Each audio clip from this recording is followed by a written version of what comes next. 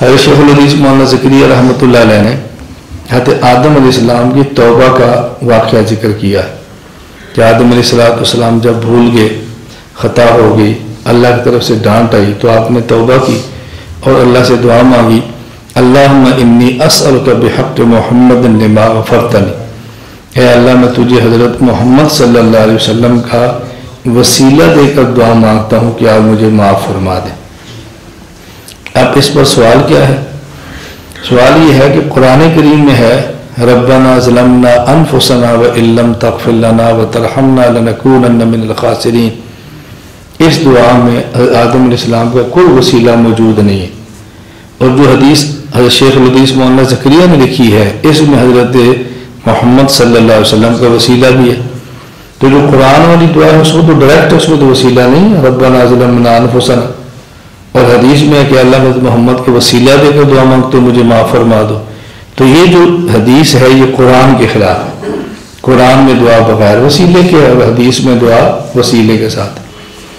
اس کا آسان سا جواب ذہن نشین فرما لیں، ہم کہتے ہیں دعائیں دو قسم کی ہیں، بعض دعائیں آدم علیہ السلام کی قرآن میں ہیں اور بعض دعائیں آدم علیہ السلام کی حدیث میں۔ اب دیکھو رسول اکرم صلی اللہ علیہ وسلم کی بعض دعائیں قرآن میں ہیں اور بعض دعائیں حدیث میں۔ قرآن کریم میں دعا ہے رب زدنی علما، اور حدیث میں کیا ہے اللہم انی اسألک علما نافعا۔ اب کوئی بندہ کہ جی یہ قرآن کے خلاف ہے، اللہم انی اسألک علما نافعا قرآن میں تو نہیں ہے، ہم کہیں گے کہ حضور پاک نے 23 سالہ زندگی میں ایک ہی دعا مانگی ہے، آپ نے تو کئی دعائیں مانگی ہیں، کچھ دعائیں قرآن میں ہیں کچھ دعائیں حدیث میں۔ ہم جب آخری تشہد التحیات میں بیٹھتے ہیں تو ہم دعا مانگتے ہیں رب جعلنی مقیم الصلاۃ ومن ذریتی، ایک دعا یہ ہے اور یہ قرآن میں، اور ایک اور دعا ہے رب انی ظلمت نفسی ظلما کثیرا، اب یہ بھی حدیث میں دعا ہے، التحیات کی دعا ہے، تو ایک دعا قرآن میں ہے اور ایک دعا حدیث میں۔ اسی طرح جس طرح رسول اللہ صلی اللہ علیہ وسلم کی بعض دعائیں قرآن میں ہیں اور بعض دعائیں حدیث میں ہیں، تو یہ نہیں کہتے کہ یہ دعا قرآن کے خلاف ہے، یہ کہتے ہیں کہ ایک دعا قرآن میں ہے اور ایک دعا حدیث میں۔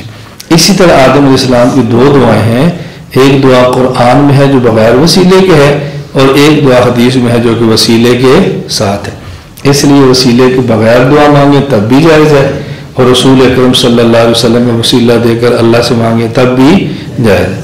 اللہ تعالی ہم سب کو شریعت کے مطابق عمل کرنے کی توفیق عطا فرمائے۔